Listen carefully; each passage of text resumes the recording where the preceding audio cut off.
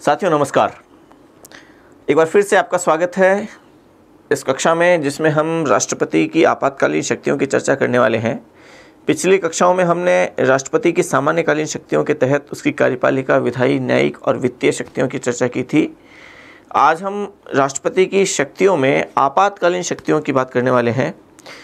आपातकालीन शक्तियों की जब हम बात करते हैं तब आप मोटे तौर पे अगर हम देखें तो राष्ट्रपति की आपातकालीन शक्तियां आर्टिकल 352 से लेकर आर्टिकल 360 उनमें उनका जिक्र किया गया है। जैसा कि आप लगभग सभी स्टूडेंट्स इस बारे में सामान्यतः जानते हैं कि आर्टिकल 352, आर्टिकल 356 और आर्टिकल 360 ये तीन आपातकालीन प्रावधान दिए गए हैं भारतीय संविधान में। तो सबसे पहले तो चर्चा इस बात की करते हैं कि संविधान का कौन से भाग में ये बात दी गई है। तो जब हम 22 भागों को पढ़ते हैं तो एक भाग आता है भाग 18 और भाग नंबर 18 इसका जो शीर्षक है, इसका जो विस्तार है वो दिया गया है अनुच्छेद 352 से 360 और इसमें जिक्र है आपातकालीन प्रावधान। आपातकालीन प्रावधान इसमें दिए गए। जर्मनी के वाइमर संविधान से हम प्रभावित हुए और वहां से प्रभावित होकर हमने इन्हें भारत के संविधान में शामिल किया। हालांकि 1935 के एक्ट में भी आपातकालीन प्रावधान शामिल थे भारतीय संविधान, भारत में जो 1935 का एक्ट आया था उसमें भी। तो देखें आप, इसके तहत जब आप देखते हैं तो तीन प्रकार के आपातकाल को आप मोटे मोटे तौर पर जानते हैं। हम पहले उन तीनों आपातकाल को मैं थोड़ा सा बता देता हूँ ये क्या क्या है। जब हम आपातकाल पढ़ते हैं तब आप जानते हैं कि तीन आर्टिकल्स आप मोटे मोटे तौर पर पढ़ते हैं। आर्टिकल 352, आर्टिकल 360, 356 सॉरी, और आर्टिकल 360। ये तीन आर्टिकल्स आप मोटे तौर पर पढ़ते हैं। आर्टिकल 352 का संबंध है वो राष्ट्रीय आपातकाल से है। हालांकि राष्ट्रीय आपातकाल शब्द का प्रयोग संविधान में कहीं नहीं किया गया, लेकिन इसे सामान्यतः राष्ट्रीय आपातकाल कहा जाता है। आर्टिकल 356 का संबंध वो राष्ट्रपति शासन से है। राष्ट्रपति शासन शब्द का प्रयोग भी संविधान में नहीं किया गया कहीं पे भी। इसे राज्य आपातकाल भी कहा जाता है। इसे आम बोलचाल की भाषा में राष्ट्रपति शासन कह देते हैं। और 360 का संबंध वित्तीय आपातकाल से है।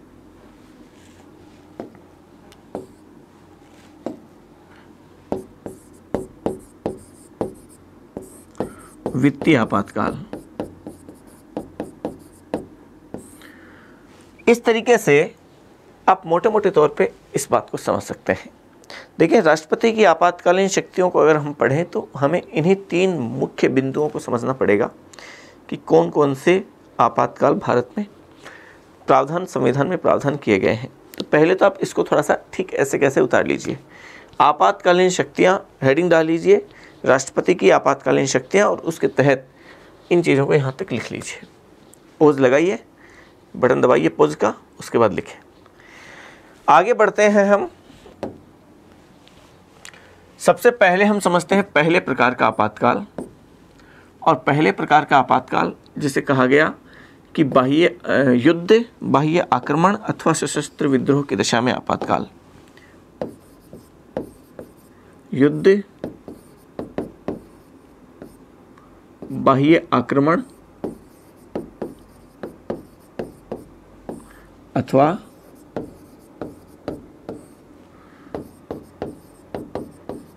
सशस्त्र विद्रोह की दशा में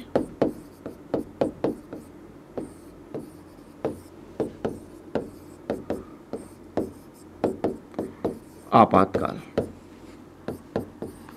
और इसके लिए अगर एक आर्टिकल की बात करें तो वो आर्टिकल है अनुच्छेद 352, पहले वाला। देखिए, इसको थोड़ा सा विस्तार से हम समझते हैं। अगर हम मोटे तौर पे इसको कहें तो आम बोलचाल की भाषा में इसे राष्ट्रीय आपातकाल कहा जाता है। हालांकि इस शब्द का प्रयोग संविधान में कहीं नहीं किया गया। और राष्ट्रीय आपातकाल को भी हम मोटे तौर पे दो भागों में बांट सकते हैं। दो भागों में आप ये समझिए कि युद्ध और बाह्य आक्रमण की दिशा में यदि आपातकाल किया जाता है तो उसे कहा जाता है बाह्य आपातकाल, और यदि इस सशस्त्र विद्रोह की दिशा में किया जाता है तो उसे कहा जाता है आंतरिक आपातकाल। तो इसे बाह्य आपातकाल और आंतरिक आपातकाल ये दो भागों में बांट सकते हैं। यदि इन दोनों में से किसी वजह से है तो बाह्य आपातकाल है, और यदि इस वजह से है तो वो आंतरिक आपातकाल है। देखें, इस पूरे के पूरे आर्टिकल 352 को, आर्टिकल 356 को भी और आर्टिकल 360 को भी हम कुछ बिंदुओं में बांट के पढ़ेंगे ताकि उसका विश्लेषण हम ज़्यादा बेहतर तरीके से कर सकें। तो देखिए, इसको हम एक बिंदु इसका शुरुआत में बनाते हैं, वह है इसकी उद्घोषणा। कैसे इसकी उद्घोषणा होगी, क्या क्या कारण होंगे, कितने समय तक चलेगी, किस तरीके से, कैसे क्या है, वो सारी उन चीज़ों को समझिए आप। आर्टिकल 352 की अगर हम बात करें और उद्घोषणा की बात करें तो आप यूँ समझिए कि यदि राष्ट्रपति को यह लगे कि युद्ध की वजह से, बाह्य आक्रमण की वजह से या फिर सशस्त्र विद्रोह की वजह से, इन तीन में से यदि किसी भी वजह से, किसी भी कारण से देश की राष्ट्रीय सुरक्षा संकट में है, तो ऐसी स्थिति में राष्ट्रपति आर्टिकल 352 के तहत राष्ट्रीय आपातकाल की उद्घोषणा कर सकता है, यदि उसे ऐसा आभास हो, उसे लगे। दूसरी स्थिति और समझिए कि ऐसा आपातकाल जो भी राष्ट्रपति करेगा, ऐसी उद्घोषणा जो करेगा, उसकी न्यायिक समीक्षा की जा सकती है, कोर्ट में उसे चुनौती दी जा सकती है, इसकी न्यायिक समीक्षा की जा सकती है, ये समझिए आप। कोर्ट में हम इसके ऊपर क्वेश्चन मार्क लगा सकते हैं। तीसरी बात यह कि मान लीजिए युद्ध हुआ नहीं है, बाह्य आक्रमण हुआ नहीं है, सशस्त्र विद्रोह हुआ नहीं है, लेकिन ऐसी परिस्थितियां बन रही है, ऐसी आशंका है कि निकट भविष्य में ही, जल्द ही इन तीनों में से किसी भी स्थिति की, कोई भी स्थिति उत्पन्न हो सकती है। तो ये प्रावधान किया गया कि वास्तव में ऐसी घटना घटित न हो, लेकिन अगर आशंका भी अगर ऐसी बनती है तो आशंका के आधार पर भी ऐसी उद्घोषणा की जा सकती है। आशंका के आधार पर ऐसी उद्घोषणा की जा सकती है। यहाँ खास बात एक ध्यान रखें कि आर्टिकल 356 जब हम पढ़ेंगे, वहाँ इस बात को विशेष रूप से पढ़ेंगे कि जहाँ आर्टिकल 352 का यूज़ आशंका के आधार पर किया जा सकता है, एसआर बोम्मईवाद 1994 में इस बात को स्पष्ट रूप से उल्लेखित करता है। सुप्रीम कोर्ट अपना निर्णय देता है इस बात का कि 356 का यूज़ आशंका के आधार पर नहीं किया जा सकता किसी भी सूरत में। उसके लिए वास्तविक तथ्यों का होना बहुत ज़रूरी है, और यदि वास्तविक तथ्य होंगे तो ही ऐसे 356 का यूज़ किया जा सकता है। तो जहाँ 352 का यूज़ आशंका के आधार पर किया जा सकता है, 356 आशंका के आधार पर यूज़ नहीं किया जा सकता। ठीक इसी तरीके से हम थोड़ा सा और अगर आगे बढ़ें तो देखिए, ये भी प्रावधान, हम वर्तमान संविधान की बात करते हैं क्योंकि कई संविधान संशोधन द्वारा ये स्थितियाँ वर्तमान में आई हैं। तो ये भी प्रावधान ये किया गया कि मान लीजिए पहले से आपातकाल लगा हुआ है, राष्ट्रीय आपातकाल लगा हुआ है, एक बार 352 के तहत घोषणा हो रखी है, तो एक घोषणा के चलते हुए भी बीच में फिर से 352 का यूज़ दूसरी घोषणा भी की जा सकती है। मतलब ये कि एक घोषणा के चलते हुए उसी के समानांतर दूसरी घोषणा भी 352 के तहत आपातकाल लागू किया जा सकता है। और ऐसा हम देखेंगे लास्ट में, जब हम 352 का लगभग अंत में पहुंचेंगे तब आप पढ़ेंगे इस बात को कि हमारे यहाँ इसका यूज़ किया भी गया समानांतर। जब एक घोषणा पहले से चल रही थी, हमने दूसरी घोषणा इसके समानांतर वो की। देखिए, एक बिंदु एक ये भी है कि मान लीजिए कि बाह्य आक्रमण हुआ या युद्ध हुआ, चीन ने आक्रमण किया भारत पे और उसने आक्रमण किया सिक्किम पे, अभी डोकलाम विवाद चर्चा में रहा साल भर पहले। तो मान लीजिए कि चीन आक्रमण करता है सिक्किम पे, तो अब जो ये 352 का यूज़ किया जाएगा, आपातकाल की घोषणा राष्ट्रपति कर देता है, तो ये जो आपातकाल लागू होगा वो पूरे देश में प्रभावी रहेगा या केवल उस क्षेत्र विशेष में प्रभावी रहेगा, केवल सिक्किम में प्रभावी रहेगा। तो इस बारे में उल्लेख किया गया कि ये दोनों ऑप्शंस खुले हैं, इसे पूरे देश में भी लागू किया जा सकता है और उसे केवल उस प्रभावित क्षेत्र विशेष में भी उसे लागू किया जा सकता है। दोनों ऑप्शंस खुले हैं। तो इस तरीके से आप समझिए कि इन तीनों में से किसी एक परिस्थिति की वजह से ऐसी उद्घोषणा की जा सकती है, इसकी न्यायिक समीक्षा की जा सकती है, आशंका के आधार पर लागू किया जा सकता है, एक घोषणा चल रही है, समानांतर दूसरी घोषणा भी की जा सकती है, और फिर इसको पूरे देश में भी लागू किया जा सकता है या प्रभावित क्षेत्र विशेष में भी इसे लागू किया जा सकता है। एक बात देखिए, इसी बिंदु के तहत एक बात और भी पढ़ें कि हमारे यहाँ एक संविधान संशोधन हुआ, 44वां संविधान संशोधन, और ये 44वां संविधान संशोधन होता है 1978 में। इस 44वें संविधान संशोधन के द्वारा इसमें कुछ 2-3 प्रावधान और भी किए गए। उन प्रावधानों को थोड़ा सा और समझिए आप।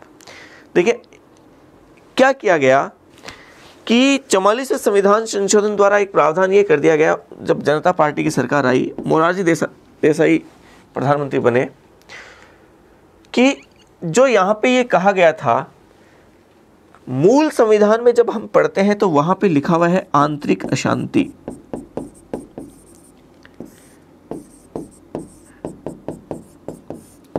मूल संविधान में लिखा था युद्ध, बाह्य आक्रमण अथवा आंतरिक अशांति की दशा में आपातकाल। सशस्त्र विद्रोह शब्द नहीं लिखा हुआ था, इसके जगह पे लिखा हुआ था आंतरिक अशांति। और इस बेस पे 1975 में 25 जून को उद्घोषणा की भी गई थी। तो 44वां संविधान संशोधन किया गया और उसमें ये कहा गया कि इस आंतरिक अशांति शब्द को तो कर दिया गया समाप्त, और इसके स्थान पे सशस्त्र विद्रोह शब्द ये जोड़ दिया गया। तो इसका मतलब ये हुआ कि 1978 से पहले 352 में आंतरिक अशांति शब्द जुड़ा हुआ था, 1978 में आंतरिक अशांति शब्द समाप्त होता है, उसके स्थान पे सशस्त्र विद्रोह शब्द वो जोड़ दिया जाता है। एक बात और ये समझिए कि 44वें संविधान संशोधन द्वारा ही आर्टिकल 352 में एक बात लिखी गई स्पष्ट रूप से कि ऐसी उद्घोषणा जो राष्ट्रपति करेगा वो मंत्रिमंडल के लिखित परामर्श के आधार पर ही करेगा। यहाँ देखिए 2 शब्द बहुत महत्वपूर्ण है। पहला शब्द ये ध्यान रखें, मंत्रिमंडल। एक शब्द इसके मिलता जुलता है जिससे आप थोड़ा सा कंफ्यूज हो सकते हैं, वो है मंत्रिपरिषद। अक्सर आप जब पढ़ते हैं तो पढ़ते समय इस बात का ध्यान नहीं देते कि मंत्रिपरिषद शब्द है कि मंत्रिमंडल शब्द है, और बहुत सारे विद्यार्थी तो अगर ध्यान दे भी देते हैं तो उन्हें इस बात का पता नहीं है कि मंत्रिपरिषद क्या होती है और मंत्रिमंडल क्या होता है, दोनों में कोई अंतर है भी कि नहीं है। तो ध्यान रखें, दोनों ही अलग अलग संस्थाएं हैं, दोनों में फ़र्क है। मंत्रिपरिषद में आप जानते हैं 3 प्रकार के मंत्री होते हैं, कैबिनेट मंत्री भी है, राज्य मंत्री भी है और उप मंत्री भी है। मंत्रिपरिषद के लिए इंग्लिश में शब्द है काउंसिल ऑफ मिनिस्टर्स, जबकि मंत्रिमंडल में केवल एक ही प्रकार के मंत्री होते हैं जो कैबिनेट होते हैं। कैबिनेट को हिंदी में हम मंत्रिमंडल कहते हैं। तो इसका मतलब यह है कि मंत्रिपरिषद में 3 प्रकार के सभी मंत्री होते हैं, जबकि मंत्रिमंडल में केवल एक प्रकार के प्रथम स्तर के मंत्री होते हैं जिन्हें हम कैबिनेट मंत्री कहते हैं। तो कहा गया कि मंत्रिमंडल के लिखित परामर्श के बेस पे, लिखित परामर्श के आधार पर राष्ट्रपति ऐसी उद्घोषणा वो करेगा। तो लिखित परामर्श के आधार पर करेगा और मंत्रिमंडल की, इसका मतलब कैबिनेट की। ध्यान रखें इस बात को, पूरे संविधान में, मूल संविधान में मंत्रिमंडल शब्द का प्रयोग एक बार भी नहीं किया गया। हर जगह जहां आया मंत्रिपरिषद आया। लेकिन 44वें संविधान संशोधन द्वारा वर्तमान समय की अगर हम बात करें तो पूरे संविधान में मंत्रिमंडल शब्द का यूज केवल एक ही बार किया गया है, और वो इसी संदर्भ में किया गया है आर्टिकल 352 में। ठीक है, कि मंत्रिमंडल के लिखित परामर्श के आधार पे, कैबिनेट के लिखित परामर्श के आधार पे राष्ट्रपति ऐसी उद्घोषणा वो करेगा। ठीक है, और एक बात और 44वें संविधान संशोधन द्वारा जो चेंज की गई वो ये की गई कि मूल संविधान में लिखा हुआ था कि ऐसी उद्घोषणा 2 माह की अवधि तक प्रवर्तन में रहेगी, 2 माह की अवधि तक जारी रहेगी। इस संशोधन द्वारा उस 2 माह की अवधि को घटाकर 1 माह कर दिया गया कि ऐसी उद्घोषणा 1 माह की अवधि तक जारी रहेगी, और यदि इस 1 माह की अवधि में संसद ने इसे अनुमोदित नहीं किया तो इस अवधि की समाप्ति पर ये समाप्त हो जाएगी। तो 1 माह की अवधि कर दिया, पहले 2 माह था। ये ध्यान रखें, आर्टिकल 352 के लिए भी, 356 के लिए भी और 360 के लिए भी मूल संविधान में 2 माह की अवधि ही फिक्स थी। 2 माह की अवधि थी कि संसद को इस 2 माह की अवधि में अनुमोदन करना पड़ेगा, यदि नहीं करती है तो ये आपातकाल समाप्त हो जाएगा। 44वें संविधान संशोधन में केवल 352 में 2 माह की अवधि को 1 माह किया है। मतलब ये कि वर्तमान समय में 356 और 360 इन दोनों के लिए 2 माह की अवधि अभी भी है, लेकिन 352 के लिए वो 1 माह की अवधि है। ठीक है, तो इस तरीके से थोड़ा सा चेंजेस जो हुए उसकी बात हमने की है मोटे तौर पे। लिखिए, आप कॉपी पेन निकालिए लिखें युद्ध, बाह्य आक्रमण अथवा सशस्त्र विद्रोह की दशा में आपातकाल, आर्टिकल 352। लिखें इसे आम बोलचाल की भाषा में राष्ट्रीय आपातकाल कहा जाता है। इसे आम बोलचाल की भाषा में राष्ट्रीय आपातकाल कहा जाता है। हालांकि इस शब्दावली का प्रयोग संविधान में नहीं किया गया है। हालांकि इस शब्दावली का प्रयोग संविधान में नहीं किया गया है। ठीक है, फिर लिखें आगे अगली पंक्ति में, युद्ध अथवा बाह्य आक्रमण की दशा में की गई, युद्ध अथवा बाह्य आक्रमण की दशा में लागू आपातकाल को बाह्य आपातकाल कहा जाता है, को बाह्य आपातकाल कहा जाता है। हालांकि इस शब्द का भी प्रयोग नहीं है हमारे यूज के लिए। बाह्य आपातकाल कहा जाता है जबकि सशस्त्र विद्रोह की वजह से लागू आपातकाल को आंतरिक आपातकाल कहा जाता है। सशस्त्र विद्रोह की दशा की वजह से लागू आपातकाल को आंतरिक आपातकाल कहा जाता है। चलिए पहला बिंदु हम बनाते हैं उद्घोषणा। लिखें उद्घोषणा। हम 356 को भी सबसे पहले उद्घोषणा में पढ़ेंगे। उद्घोषणा लिखें इसमें, यदि राष्ट्रपति को यह समाधान हो, समाधान का मतलब पता हो, उसे लगे, आभास हो, यदि राष्ट्रपति को यह समाधान हो कि युद्ध, बाह्य आक्रमण अथवा सशस्त्र विद्रोह के कारण, अथवा सशस्त्र विद्रोह के कारण देश की राष्ट्रीय सुरक्षा संकट में है, देश की राष्ट्रीय सुरक्षा संकट में है, तो वह अनुच्छेद 352 के तहत राष्ट्रीय आपातकाल की उद्घोषणा कर सकता है। राष्ट्रीय आपातकाल की उद्घोषणा कर सकता है। चलिए आगे लिखें, अगली पंक्ति में लिखें, ऐसी उद्घोषणा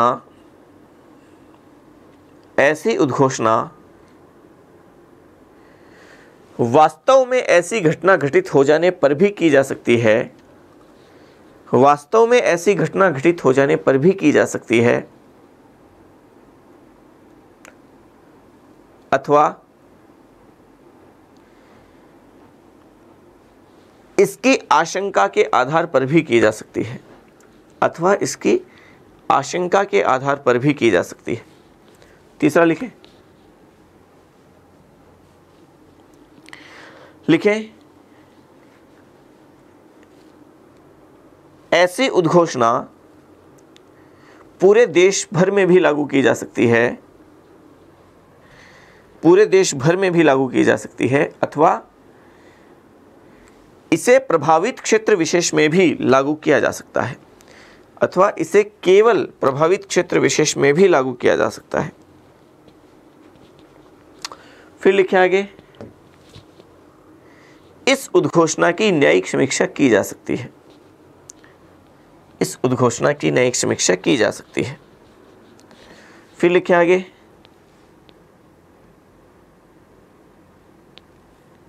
अगली पंक्ति में लिखें,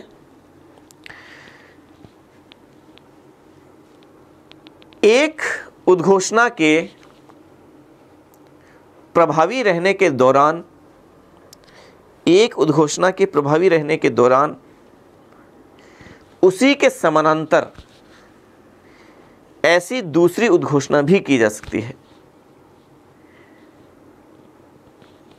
उद्घोषणा के समानांतर ऐसी दूसरी उद्घोषणा भी की जा सकती है। ठीक है, फिर लिखिए अगली पंक्ति में, 44वें संविधान संशोधन 1978 द्वारा, 44वें संविधान संशोधन 1978 द्वारा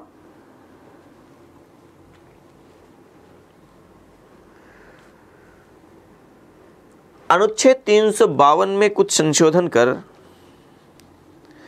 अनुच्छेद 352 में कुछ संशोधन कर निम्नलिखित प्रावधान किए गए, निम्नलिखित प्रावधान किए गए। लिखें अगली पंक्ति में क्या क्या प्रावधान किया गया वो लिखें। मूल संविधान में आंतरिक अशांति शब्द का प्रयोग किया गया था। आंतरिक अशांति शब्द का प्रयोग किया गया था। इस संशोधन द्वारा इस मतलब 44वां, इस संशोधन द्वारा आंतरिक अशांति शब्द को समाप्त कर सशस्त्र विद्रोह शब्द जोड़ दिया गया। आंतरिक अशांति शब्द समाप्त कर सशस्त्र विद्रोह शब्द जोड़ दिया गया। लिखें अगली पंक्ति में।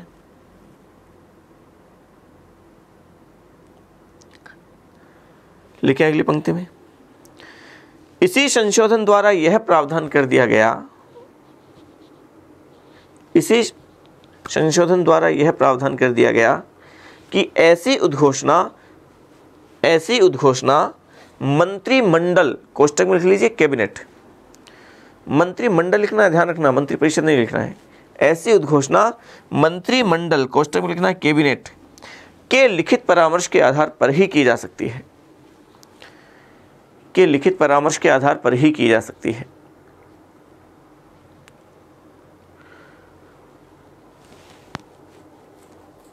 लिखे अगली पंक्ति में। मूल संविधान में, अगली पंक्ति में लिखे तीसरा बिंदु, मूल संविधान में इस उद्घोषणा के लिए 2 माह का प्रावधान था। मूल संविधान में उस उद्घोषणा के लिए 2 माह का प्रावधान था। लेकिन उसके आगे इस संशोधन द्वारा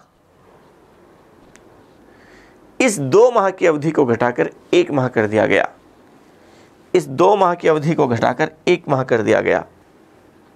अर्थात यह उद्घोषणा 1 माह की अवधि के लिए प्रवर्तन में रहेगी। अर्थात यह उद्घोषणा 1 माह की अवधि के लिए प्रवर्तन में रहेगी। प्रवर्तन में रहेगी मतलब जारी रहेगी। 1 माह की अवधि के लिए प्रवर्तन में रहेगी। चलिए, पहला बिंदु समाप्त हुआ, उद्घोषणा।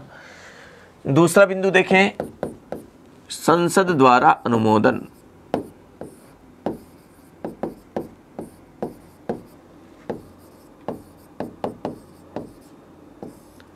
संसद द्वारा अनुमोदन।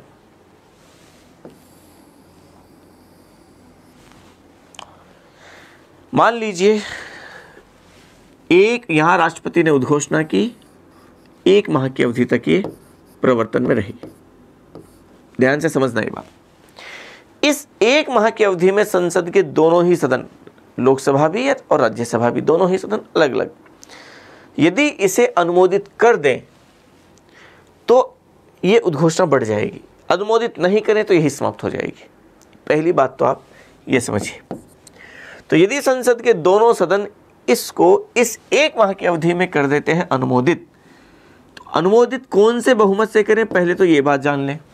मूल संविधान में लिखा गया था कि साधारण बहुमत से यदि अनुमोदित कर दें तो यह आगे बढ़ जाएगी। लेकिन 44वां संविधान संशोधन द्वारा कर दिया गया है कि इससे अनुमोदन जो चाहिए उसके लिए संसद के विशेष बहुमत की आवश्यकता पड़ेगी। विशेष बहुमत का मतलब आप समझिए, सदन की कुल सदस्य संख्या का बहुमत और उपस्थित एवं मतदान करने वाले सदस्यों का 2/3 बहुमत। तो यदि विशेष बहुमत से इसे संसद के दोनों सदन यदि अनुमोदित कर दें तो ऐसी उद्घोषणा उस अनुमोदन की तिथि से, मान लीजिए यहाँ अनुमोदित किया तो यहाँ से, यहाँ किया तो यहाँ से, अनुमोदन की तिथि से कितने समय के लिए बढ़ जाएगी। कहा गया कि ऐसी उद्घोषणा अनुमोदन की तिथि से 6 माह की अवधि के लिए बढ़ जाएगी। ध्यान रखना, अनुमोदन की तिथि से 6 माह की अवधि के लिए बढ़ जाएगी।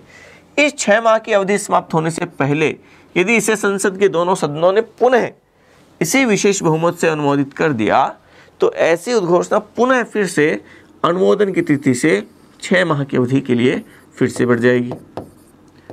और यदि संसद के दोनों सदन ऐसी उद्घोषणा को 6 माह से, प्रति 6 माह से यदि अनुमोदित करते रहे, कौन से बहुमत से, इस विशेष बहुमत से, तो ऐसी उद्घोषणा अधिकतम कितने समय के लिए लागू की जा सकती है, बताइए आप। ऐसी उद्घोषणा अधिकतम कितने समय तक लागू रहेगी। आप में से बहुत सारे स्टूडेंट्स इस बारे में गलत उत्तर दे सकते हैं। आप में से बहुत सारे स्टूडेंट्स ये सोच सकते हैं कि ऐसी उद्घोषणा 3 वर्ष के लिए लागू रह सकती है अधिकतम, लेकिन ऐसा नहीं है। 3 वर्ष का जो प्रावधान है वो आर्टिकल 356 के लिए है, और इसीलिए परीक्षक जो एग्जामिनर है वो ऐसा प्रश्न देता भी है। वो 352 के बारे में पूछता है, ऑप्शन पहला देता है वो 3 वर्ष देता है, और आप में से बहुत सारे स्टूडेंट्स इससे 356 मानते हुए उत्तर 3 वर्ष कर देते हैं।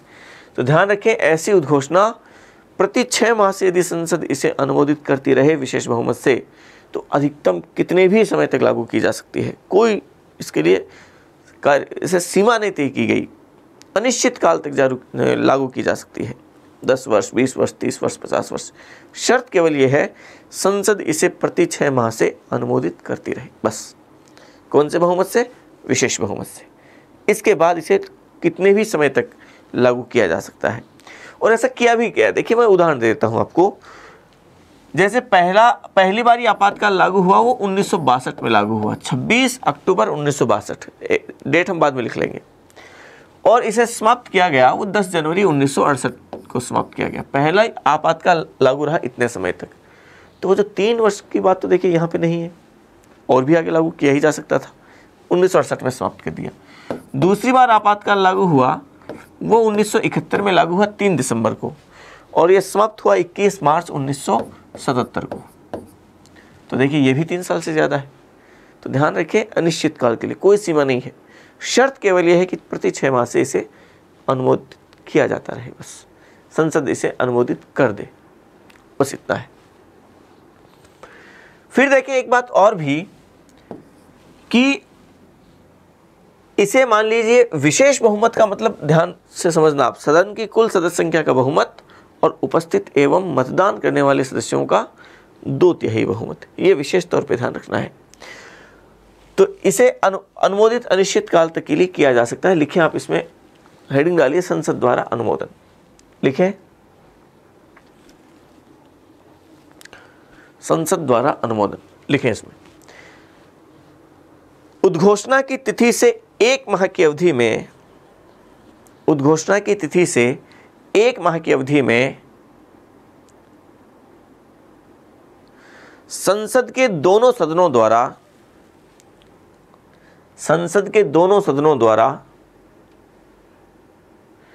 इसे विशेष बहुमत, आगे कोष्टक बनाइए, विशेष बहुमत के आगे कोष्टक बनाएं। लिखें, सदन की कुल सदस्य संख्या का बहुमत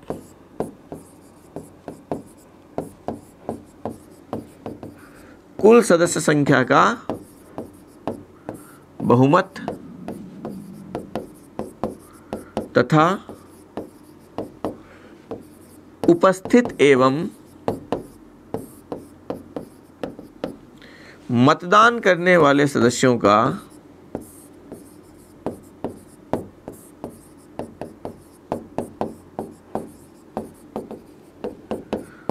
2/3 बहुमत है। कोष्टक बंद।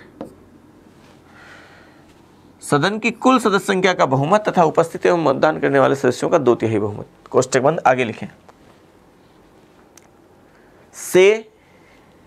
से यदि इसे अनुमोदित कर दें, तो यह आपातकाल अनुमोदन की तिथि से 6 माह की अवधि के लिए बढ़ जाता है। 6 माह की अवधि के लिए बढ़ जाता है। 6 माह की अवधि के लिए बढ़ जाता है। लिखें अगली पंक्ति में, 6 माह की समाप्ति से पूर्व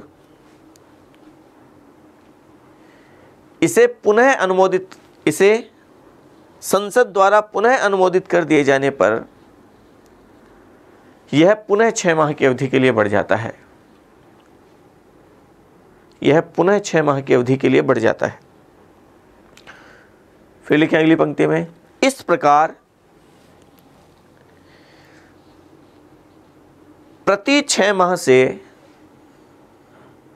संसद द्वारा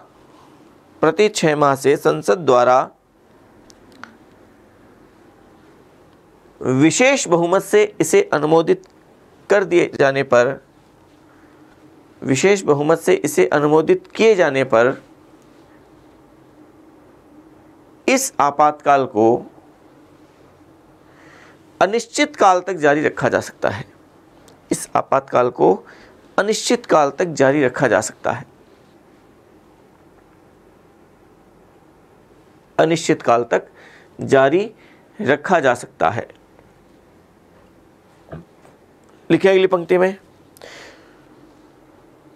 मूल संविधान में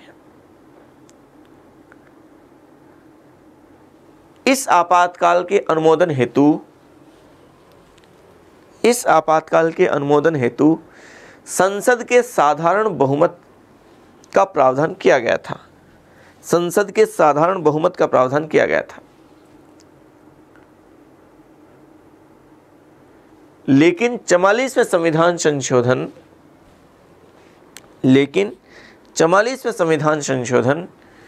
1978 द्वारा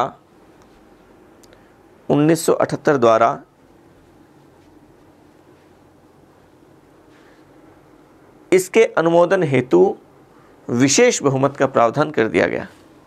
इसके अनुमोदन हेतु विशेष बहुमत का प्रावधान कर दिया गया। विशेष बहुमत का प्रावधान कर दिया गया। तो इस तरीके से ये संसद का अनुमोदन है। इसे कितने भी समय तक एक्सटेंड किया जा सकता है, बढ़ाया जा सकता है।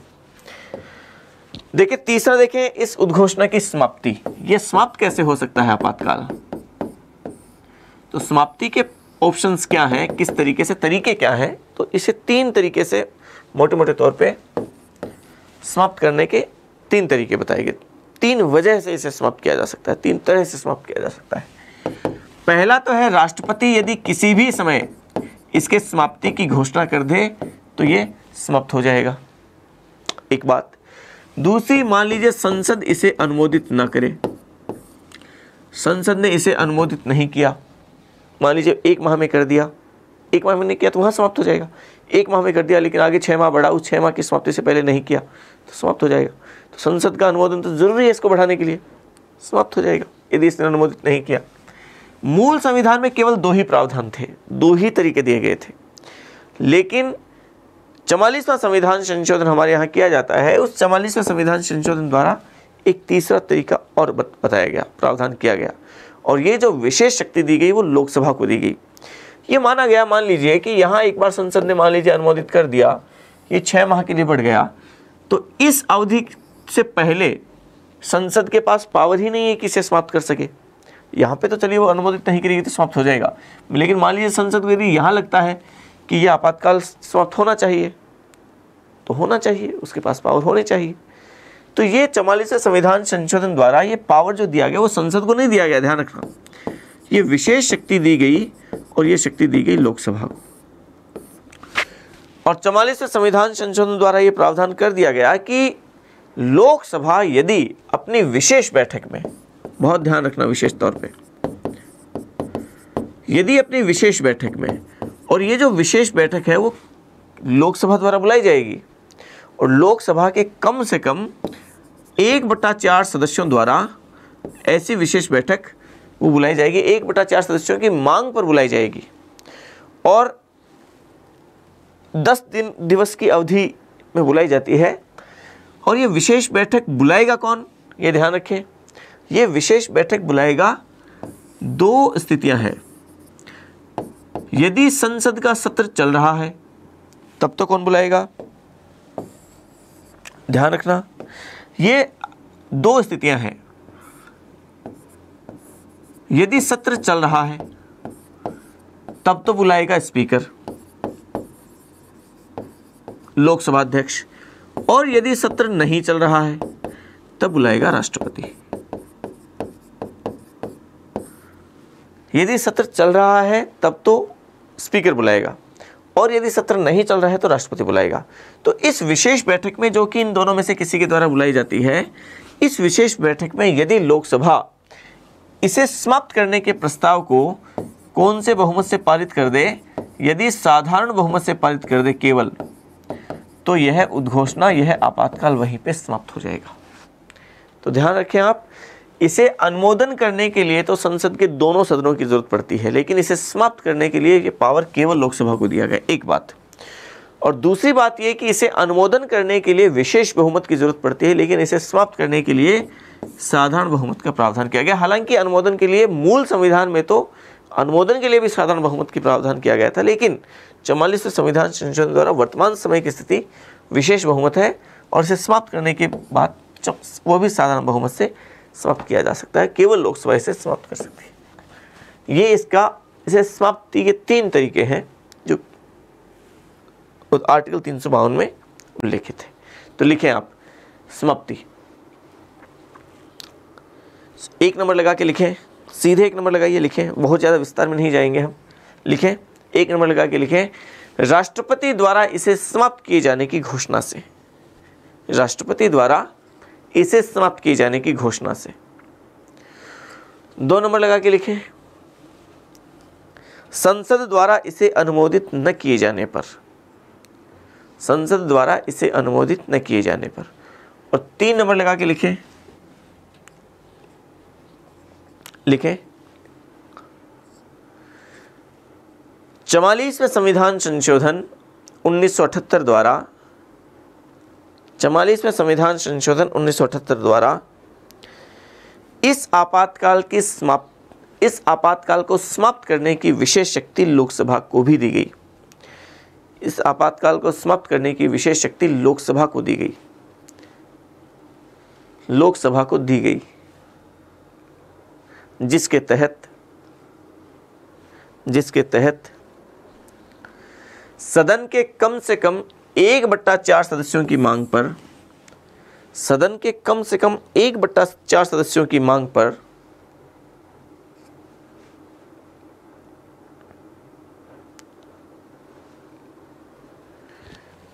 1/4 सदस्यों की मांग पर राष्ट्रपति द्वारा बुलाई गई विशेष, राष्ट्रपति द्वारा बुलाई गई, लिखें आप, राष्ट्रपति द्वारा बुलाई गई लोकसभा की विशेष बैठक में, राष्ट्रपति द्वारा बुलाई गई लोकसभा की विशेष बैठक में, और यहाँ कोष्टक बना के लिखें, यदि लोकसभा का सत्र चल रहा है तो लोकसभा अध्यक्ष द्वारा बुलाई गई।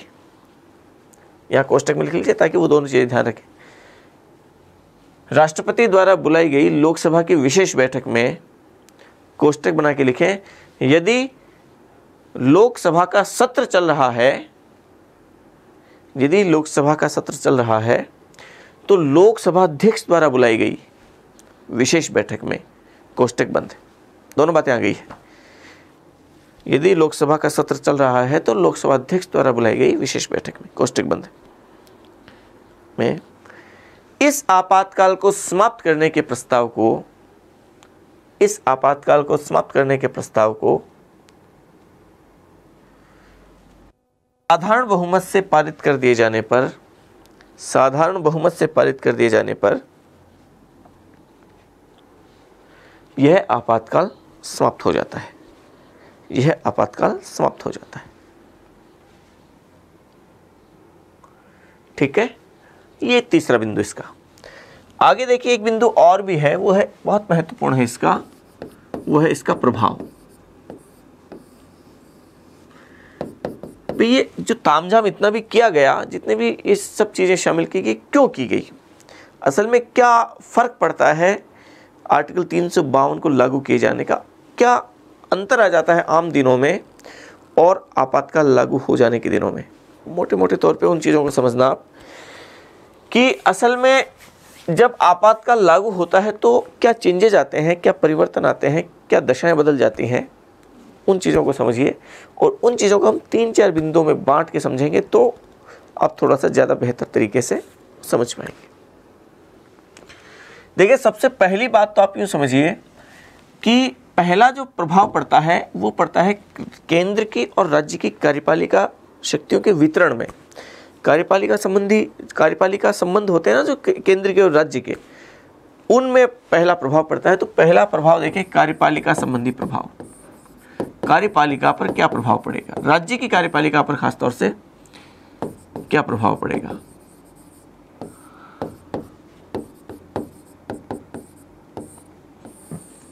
तो क्या प्रभाव पड़ेगा देखें, राष्ट्रपति ने ऐसी उद्घोषणा लागू की तो उद्घोषणा लागू किए जाते ही होगा क्या कि अब केंद्र सरकार के पास, केंद्र की कार्यपालिका के पास ये पावर आ जाती है कि वह राज्यों की कार्यपालिका को किसी भी प्रकार की कोई निर्देश दे सके, आदेश दे सके।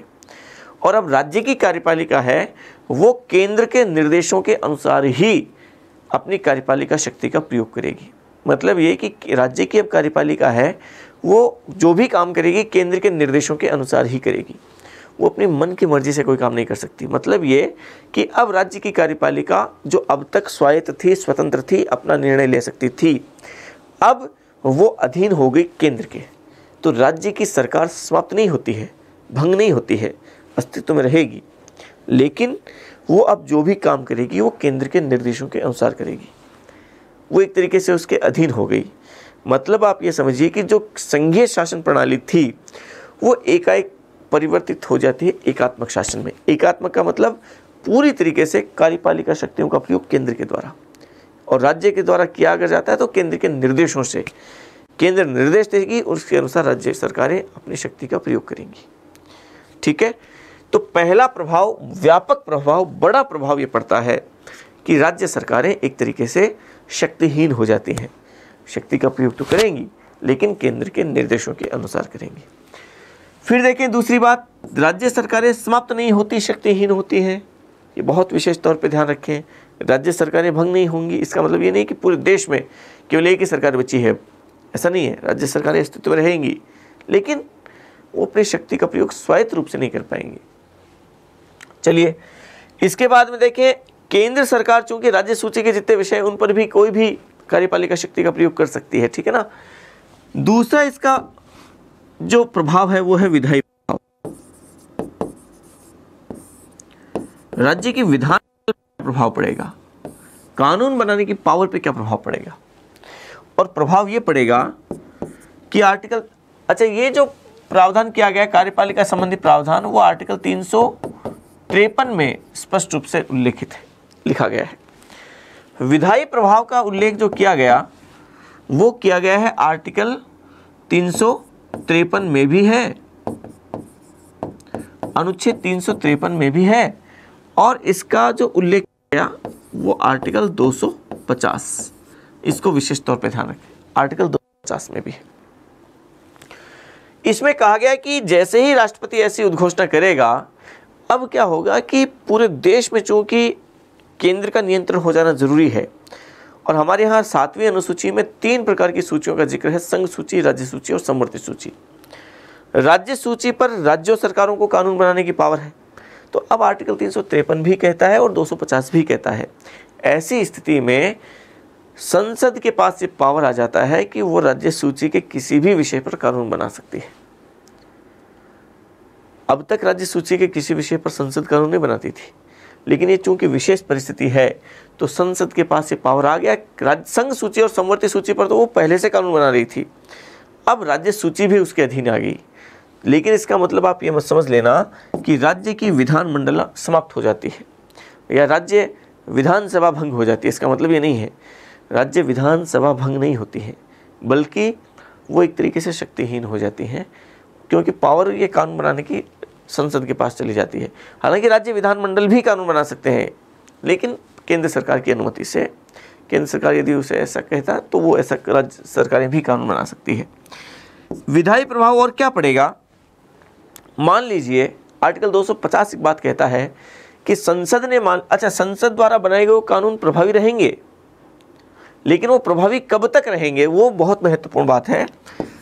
मान लीजिए आपातकाल यहाँ तक जारी रहा, इतनी अवधि तक आपातकाल रहा, वो कितने भी समय तक रह सकता है, तो ये कानून जो संसद ने बनाए थे वो कितने समय तक प्रभावी रहेंगे, ये प्रभावी रहेंगे आपातकाल मान लीजिए यहाँ समाप्त हुआ तो इसके समाप्त होने की तिथि से 6 माह की अवधि तक, 6 माह बाद तक ये प्रभावी रहेंगे और उसके बाद ये स्वतः समाप्त हो जाएंगे। तो ये ध्यान रखें विशेष तौर पे, आपातकाल के समाप्त होने की तिथि से 6 माह बाद तक ये प्रभावी रहते हैं, ये कानून प्रभावी रहते हैं। ये HM एग्जाम 2018 में स्पष्ट रूप से पूछा गया था, कितने समय तक प्रभावी रहेंगे आपातकाल की स्थिति में संसद द्वारा राज्य सूची पर बनाए गए कानून। तो आपातकाल की समाप्ति के 6 माह बाद तक। फिर देखिए एक आर्टिकल 83 एक बात और कहता है, और अनुच्छेद 83 में एक बात कही गई कि लोकसभा का कार्यकाल, ध्यान रखा आर्टिकल 83 क्या कहता है कि लोकसभा का कार्यकाल आपातकाल की स्थिति में बढ़ाया जा सकता है, और वो बढ़ाएगी कौन? संसद बढ़ाएगी, और इसका कार्यकाल एक बार में 1 वर्ष, एक बार में 1 वर्ष की अवधि तक बढ़ाया जा सकता है। एक बार में 1 वर्ष का मतलब ये है कि एक बार में 1 वर्ष बढ़ा दिया, उस 1 वर्ष की समाप्ति से पहले फिर से 1 वर्ष बढ़ा दिया, 2 बार में 2 वर्ष, 3 बार में 3 वर्ष। एक बार में 1 वर्ष से ज़्यादा नहीं बढ़ा सकते, लेकिन 1 वर्ष समाप्त होने से पहले फिर से बढ़ा सकते हैं। तो मतलब कितने भी साल बढ़ाया जा सकता है, लेकिन एक बार में 1 वर्ष से ज़्यादा नहीं होगा। लेकिन एक बात और भी इसमें कह दी गई कि मान लीजिए बढ़ाया कार्यकाल, बढ़ा दिया, लेकिन आपातकाल हो गया समाप्त। तो यदि आपातकाल समाप्त हो गया है यहाँ पे, और चाहे यहाँ पे इसको बढ़ाया हुआ है, आगे यहाँ तक बढ़ाया हुआ है, 1 साल यहाँ तक होने वाला है, लेकिन ये आपातकाल की समाप्ति के 6 माह से ज़्यादा किसी भी सूरत में नहीं होगा। आपातकाल समाप्त हो गया, तो अब लोकसभा कार्यकाल यदि बढ़ाया गया था, 5 वर्ष से ज़्यादा कर दिया गया था, एक बार में 1 वर्ष बढ़ा दिया गया था, तो वो आपातकाल यदि समाप्त हो गया तो उसके 6 माह के अंदर अंदर लोकसभा के चुनाव कराने होंगे। उसके 6 माह बाद तक लोकसभा अस्तित्व में नहीं रहेगी, चाहे वो 1 वर्ष की अवधि बाद में पड़ी ही रही हो, इससे कोई फर्क नहीं पड़ता। तो ये भी एक प्रावधान आर्टिकल 83 में किया गया है। तो ये मोटे तौर पे विधायी प्रभाव है जो आपातकाल की स्थिति में ये विशेष रूप से किए गए हैं। एक प्रभाव और जो किया गया वो है वित्तीय प्रभाव, और वित्तीय प्रभाव का जो जिक्र किया गया है वो किया गया है अनुच्छेद 354 में। वित्तीय प्रभाव क्या पड़ेगा वो समझना आप। आर्टिकल 354 कहता है कि असल में यदि ये आपातकाल लागू हुआ आर्टिकल 352 के तहत, तो होगा क्या कि राष्ट्रपति क्या कर सकता है कि केंद्र और राज्यों के बीच के जो वित्तीय वितरण संबंधी प्रावधान है उसमें जो भी चेंजेस है वो चेंजेस कर सकता है। ये 3 प्रभाव तो ये हैं, लेकिन एक और जो प्रभाव है वो चौथा प्रभाव है, और वो इन तीनों से ज़्यादा महत्वपूर्ण प्रभाव है। जो एक आम व्यक्ति के ऊपर क्या प्रभाव पड़ेगा, वो एक प्रभाव और भी है, और वो जो चौथा प्रभाव है वो है मूल अधिकारों पर प्रभाव।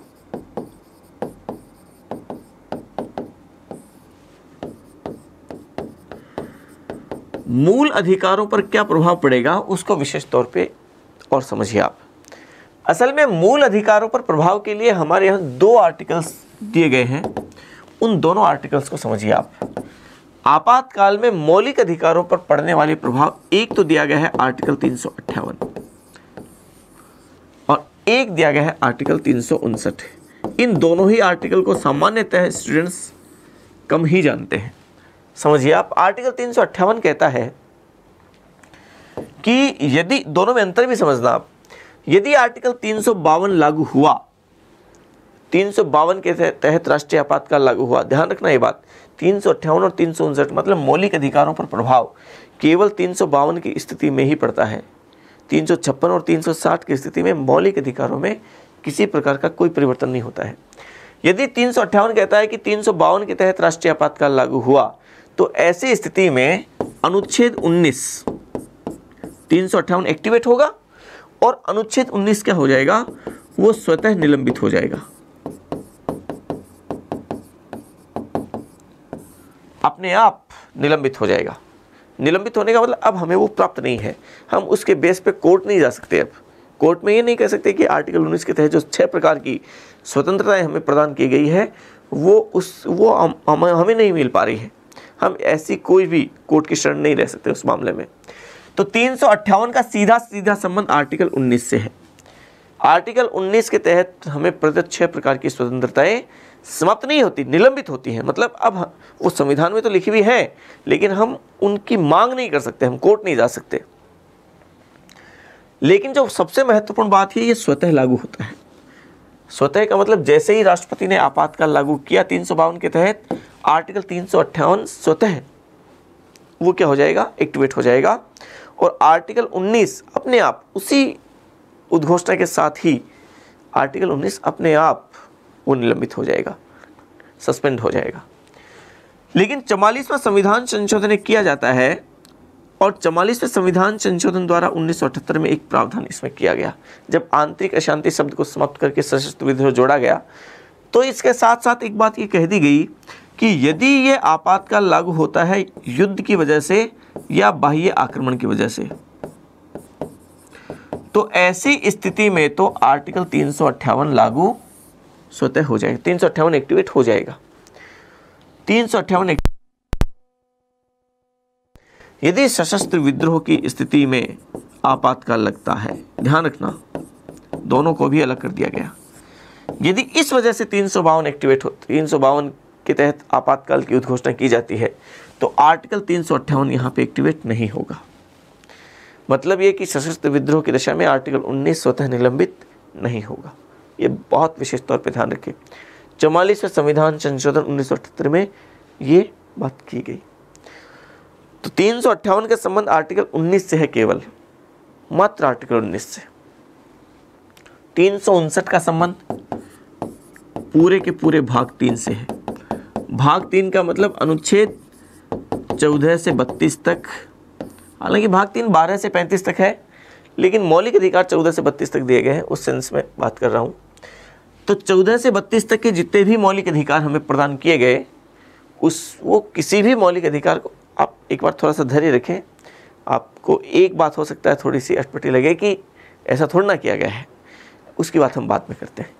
आर्टिकल 14 से 32 के बीच किसी भी मौलिक अधिकार को 359 के तहत निलंबित किया जा सकता है, सस्पेंड किया जा सकता है। यहाँ ध्यान रखें, जहाँ 358 का संबंध केवल आर्टिकल 19 से है, आर्टिकल 359 का संबंध पूरे के पूरे भाग 3 से किसी भी मौलिक अधिकार को निलंबित किया जा सकता है। एक बात, लेकिन जो बड़ा अंतर एक ये है कि आर्टिकल 358 ये क्या होता है, स्वतः एक्टिवेट होता है। जैसे ही राष्ट्रपति ने उद्घोषणा की 358 अपने आप एक्टिवेट होगा यदि इन दोनों में से किसी एक वजह से की गई है। इसकी वजह से तो होता ही नहीं है, अपने आप होगा, कोई ऑर्डर जारी करने की जरूरत नहीं है। लेकिन आर्टिकल 359 के अपने आप एक्टिवेट नहीं होगा। भाग 3 के किसी भी मौलिक अधिकार को निलंबित तो किया जा सकता है, लेकिन ये निलंबन मौलिक अधिकारों का केवल तब होगा जब राष्ट्रपति ऐसा कोई आदेश जारी करेगा। यदि राष्ट्रपति को ऐसा लगता है कि किसी मौलिक अधिकार को निलंबित किया जाना चाहिए बाद में, तो वो ऐसा कर सकता है। राष्ट्रपति जैसे ही आपातकाल की उद्घोषणा जारी करेगा 359 लागू नहीं होगा, उसके बाद में जैसे ही वो आदेश जारी करेगा तब होगा। ठीक है, तो इसका प्रभाव लागू होता है राष्ट्रपति के आदेश के तहत। मान लीजिए राष्ट्रपति ने यहां उद्घोषणा की तो 358 इसके तहत की, मान लीजिए युद्ध के तहत, तो 58 के तहत 19 तो आर्टिकल 19 तो यही निलंबित हो गया। 10 बाद में उसे लगता है कि मुझे कुछ मौलिक अधिकारों को और भी निलंबित किया जाना चाहिए। राष्ट्रपति को लगने का सीधा सा मतलब है प्रधानमंत्री और मंत्रिपरिषद को लगना। तो मान लीजिए उसे 10 दिन बाद में ऐसा लगे और 10 दिन बाद में ऐसा कोई आदेश जारी करे, तो 359 जैसे ही वो आदेश जारी करेगा उसके बाद वो प्रभावी होगा। लेकिन एक खास बात और भी ध्यान रखें कि राष्ट्रपति ने यदि आदेश जारी किया और कहा कि आर्टिकल 14 को और आर्टिकल 15 को निलंबित किया जाता है, मान लीजिए आदेश में इन 2 आर्टिकल्स का जिक्र किया, तो आर्टिकल 16 पे कोई प्रभाव नहीं पड़ेगा। मतलब ये कि 359 के तहत केवल मौलिक अधिकार तभी निलंबित होंगे जब राष्ट्रपति ऐसा कोई आदेश जारी करेगा, और केवल वे मौलिक अधिकार ही निलंबित होंगे जिनका राष्ट्रपति के इस आदेश में जिक्र होगा, उल्लेख होगा, केवल वो मौलिक अधिकार।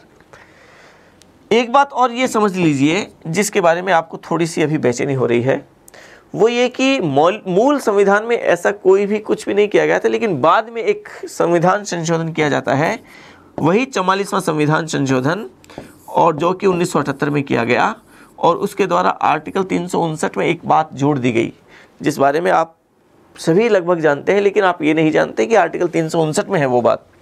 आर्टिकल 359 में एक स्पष्ट रूप से एक बात लिख दी गई और लिखा गया कि आर्टिकल 20 और आर्टिकल 21 इन दोनों को किसी भी सूरत में किसी भी दशा में निलंबित नहीं किया जा सकता।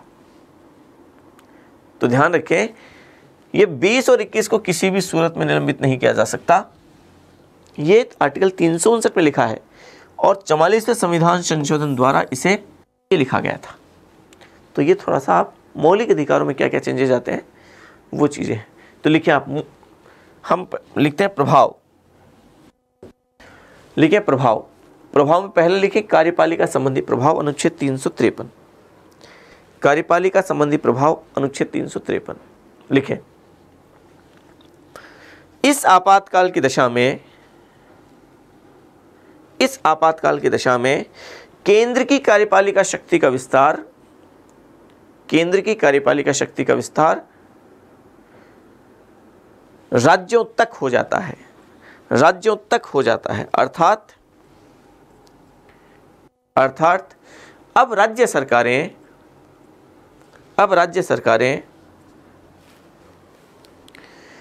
केंद्र के निर्देशों के अनुसार ही अपनी कार्यपालिका शक्ति का प्रयोग करती है। राज्य की कार्यपालिका केंद्र के निर्देशों के अनुसार ही कार्यपालिका शक्ति का प्रयोग करती है। ठीक है, लिखिए अगली पंक्ति में, राज्य सरकारें भंग नहीं होती बल्कि शक्तिहीन हो जाती हैं। राज्य सरकारें भंग नहीं होती बल्कि शक्तिहीन हो जाती। फिर दूसरा लिखें विधायी प्रभाव 353 और आर्टिकल 250। थोड़ा जल्दी लिखा रहा हूं लेकिन आप पॉज करके लिखते चले जाएं। लिखें विधायी प्रभाव में अनुच्छेद 353 और 250 लिखें। इसमें लिखें इस आपातकाल की दशा में राज्य सूची के किसी भी विषय पर विधि निर्माण की शक्ति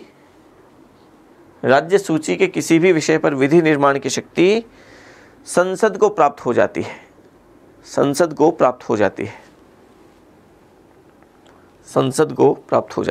लिखिए अगली पंक्ति में, राज्य विधान सभा समाप्त नहीं होती बल्कि शक्तिहीन हो जाती है।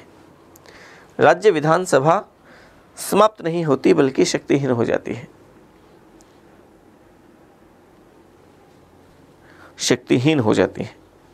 फिर लिखिए अगली पंक्ति में, संसद द्वारा राज्य सूची के किसी भी विषय पर बनाया गया ऐसा कानून, संसद द्वारा राज्य सूची के किसी भी विषय पर बनाया गया ऐसा कानून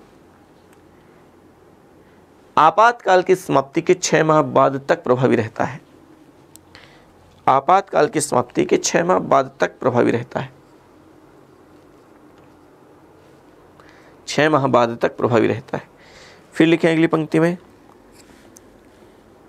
अनुच्छेद 83 के अनुसार ऐसी स्थिति में लोकसभा का कार्यकाल एक बार में 1 वर्ष के लिए बढ़ाया जा सकता है।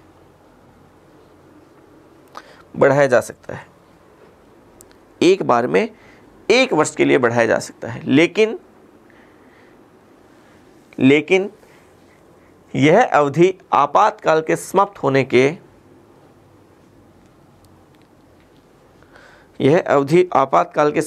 के 6 माह तक ही प्रभावी होगी। 6 माह तक ही प्रभावी होगी, मतलब ये कार्यकाल 6 माह बाद तक नहीं जा सकता। फिर लिखें वित्तीय प्रभाव अनुच्छेद 354। वित्तीय प्रभाव अनुच्छेद 354 लिखें।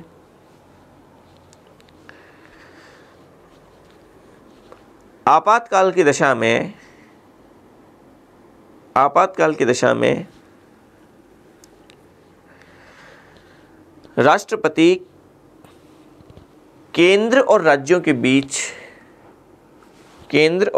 बीच वित्तीय वितरण संबंधी प्रावधानों में आवश्यक परिवर्तन कर सकता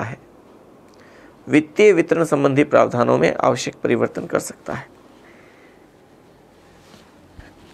और फिर लिखें मूल अधिकारों पर प्रभाव।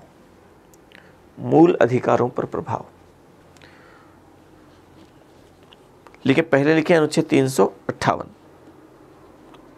1 नंबर लगा के लिखें अनुच्छेद 358। लिखें, राष्ट्रपति द्वारा आपातकाल की घोषणा किए जाने पर आपातकाल की घोषणा किए जाने पर अनुच्छेद 358 के तहत अनुच्छेद 358 के तहत अनुच्छेद 19 स्वतः निलंबित हो जाता है। अनुच्छेद 19 स्वतः निलंबित हो जाता है। स्वतः जरूर लिखें, स्वतः निलंबित हो जाता है। स्वतः निलंबित हो जाता है मतलब इसके तहत जो 6 प्रकार की सुविधाएं दी गई वो उनकी हम डिमांड नहीं कर सकते। लिखिए अगली पंक्ति में 44वें संविधान संशोधन 1978 द्वारा 44वें संविधान संशोधन 1978 द्वारा यह प्रावधान कर दिया गया कि अनुच्छेद 358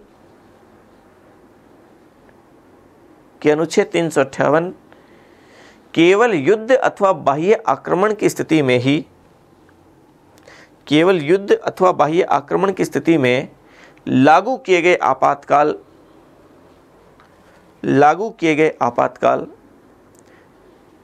की दशा में ही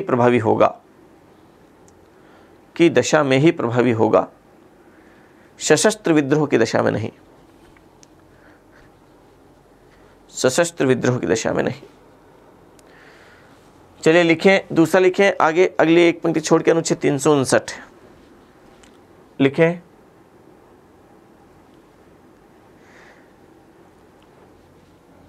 इस उपबंध के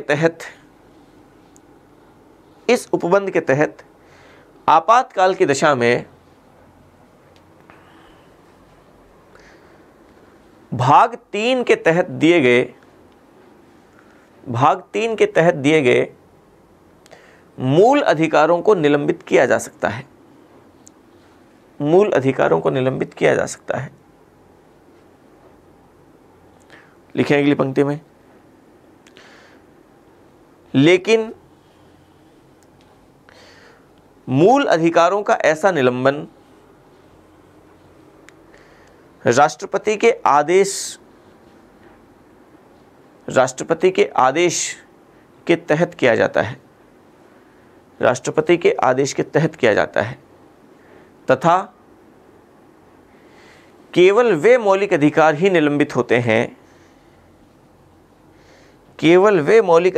निलंबित होते हैं जिनका राष्ट्रपति के आदेश में उल्लेख होता है।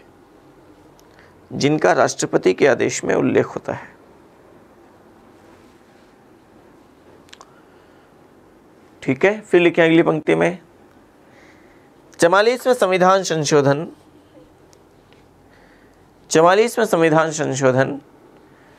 1978 द्वारा यह प्रावधान किया गया 1978 द्वारा यह प्रावधान कर दिया गया कि अनुच्छेद 20 तथा अनुच्छेद 21 को किसी भी स्थिति में निलंबित नहीं किया जा सकता। चलिए अंत में एक बिंदु बचा है, 5वां बिंदु। हमने पहला बिंदु पढ़ा था उद्घोषणा, दूसरा बिंदु पढ़ा हमने संसद द्वारा अनुमोदन, तीसरा हमने पढ़ा आपातकाल की समाप्ति, चौथा हमने पढ़ा आपातकाल का प्रभाव और पांचवा हम पढ़ रहे हैं इसका प्रयोग। आपातकाल का प्रयोग वो कब कब किया गया, कौन कौन सी स्थितियों में किया गया, वो सारा समझिए आप। देखिए आपातकाल का प्रयोग अब तक जो किया गया है वो 3 बार किया गया है, ये लगभग सभी जानते हैं। पहली बार जो प्रयोग किया गया वो किया गया, पहली बार इसका यूज किया जाता है वो किया जाता है भारत और चीन के बीच में युद्ध हुआ उस समय। तो उस समय जब किया गया तो इसकी उद्घोषणा कब की गई थी? तो देखें उद्घोषणा की तो कब गई, वो की गई 26 अक्टूबर 1962 और ये कब तक जारी रहा? ये जारी रहा 10 जनवरी 1968 तक। ये ध्यान रखें, उस दिन ये समाप्त हो गया। अच्छा, जिस दिन उद्घोषणा की गई थी उस उद्घोषणा के दिन राष्ट्रपति कौन थे? ये राष्ट्रपति उद्घोषणा के दिन की बात है, जिस दिन उद्घोषणा की गई थी। तो कौन से राष्ट्रपति ने घोषणा की थी? मतलब ये है, वो की थी सर्वपल्ली राधाकृष्णन ने। और इस समय प्रधानमंत्री कौन थे? इस समय हमारे प्रधानमंत्री थे वो पंडित जवाहरलाल नेहरू। ठीक है, फिर देखिए दूसरी बार आपातकाल लागू हुआ, और दूसरी बार आपातकाल लागू हुआ वह भारत और पाकिस्तान के बीच में स्थितियां जब विकट हुई तब। तो भारत पाक युद्ध तो पहला 1965 में था, लेकिन उस समय तो ये आपातकाल चल रहा था, तो इस समय ये जरूरत नहीं पड़ी। तो ये उद्घोषणा असल में हुई थी कब? जब 1971 में भारत और पाकिस्तान के बीच स्थितियां हुई। ये मतलब बांग्लादेश वाला युद्ध है ये, जब अलग से बांग्लादेश बन गया था। ठीक है ना। तो उद्घोषणा जो हुई वो हुई थी 3 दिसंबर 1971। कब तक लागू रहा? 21 मार्च 1977। चलिए, उद्घोषणा करने वाले राष्ट्रपति कौन थे? तो राष्ट्रपति ये थे वी गिरी, वराहगिरी वेंकटगिरी। और इस समय प्रधानमंत्री, तो प्रधानमंत्री थी इंदिरा गांधी। चलिए आगे देखिए, तीसरी बार आपातकाल लागू हुआ वो आंतरिक अशांति के आधार पर हुआ।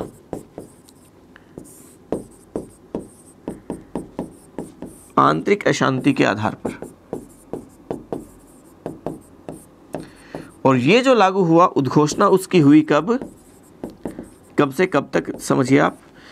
ये उद्घोषणा हुई 25 जून 1975 और ये रहा कब तक? 21 मार्च 1977। तो आपके मन में एक सवाल ये आ सकता है कि जब पहले से लागू था तो दूसरी बार की जरूरत क्या थी? ये ऐसा कर तो सकते हैं, तो कर तो सकते हैं, ये तो हमने अभी पढ़ाई था पहले, लेकिन जरूरत क्या थी उसकी हम बात करेंगे। इस समय राष्ट्रपति कौन थे? राष्ट्रपति थे वो थे फखरुद्दीन अली अहमद। फखरुद्दीन अली अहमद। जिस समय उद्घोषणा की थी उस समय की बात है। समाप्त तो फिर दोनों को एक साथ कर दिया गया, दूसरे को और तीसरे को।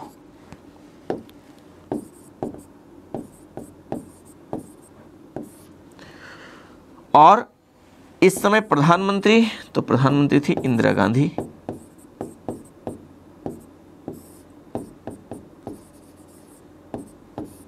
ठीक है, इस प्रकार से। तो ये 3 बार अब तक लागू है, इसको उतार लीजिए आप। आपका एक सवाल कि भाई पहले से लागू था तो फिर दूसरी बार ये लागू ही था तो इसकी जरूरत क्या पड़ी तीसरी बार की? तो असल में इस समय क्या है कि देश के अंदर सरकार के विरोध में कई प्रकार के आंदोलन चल रहे थे, खासतौर से बिहार में और गुजरात में। और एक तरफ फिर रेलवे हड़ताल भी जॉर्ज फर्नांडिस के नेतृत्व में पूरे देश भर में थी। तो उन परिस्थितियों से निपटने के लिए इंदिरा गांधी ने आंतरिक अशांति के आधार पर आपातकाल लागू किया। और इसी 25 जून की रात को, इस दिन ये लागू किया, रात को क्या किया, सभी जितने भी विरोधी नेता थे, जिसमें मोरारजी देसाई थे, जयप्रकाश नारायण थे, या जितने भी जॉर्ज फर्नांडिस, जितने भी विरोधी नेता थे, उन सब को और जेल में डाल दिया गया। इससे पहले वो एक्ट 1971 में आया था, मीसा एक्ट। उस एक्ट का भरपूर यूज किया गया, बल्कि दुरुपयोग किया गया और सभी विरोधी नेताओं को जेल में डाल दिया गया। तो ये उसकी वजह से था। तो इस तरीके से 3 बार इसका यूज हुआ है। ये प्रयोग है आर्टिकल 352 का। तो 352 को हमने मोटे मोटे तौर पे पढ़ा, वो उद्घोषणा में पढ़ा, हमने संसद का अनुमोदन उसे कैसे मिलता है वो पढ़ा, हमने पढ़ा कि कैसे समाप्त किया जा सकता है, हमने पढ़ा कि इसका प्रभाव क्या होता है, और फिर हमने पढ़ा कि इसका प्रयोग अब तक कितनी बार किया गया। पोज कीजिए और इसको लिख लीजिए। तो ठीक है, हमने आज ये 352 को विस्तार से पढ़ा है। हम अगली क्लास में फिर पढ़ते हैं 356 और 360 को। तब तक के लिए आपको नमस्कार। आप लगातार तैयारी करते रहें और आपके उज्जवल भविष्य की कामना। धन्यवाद।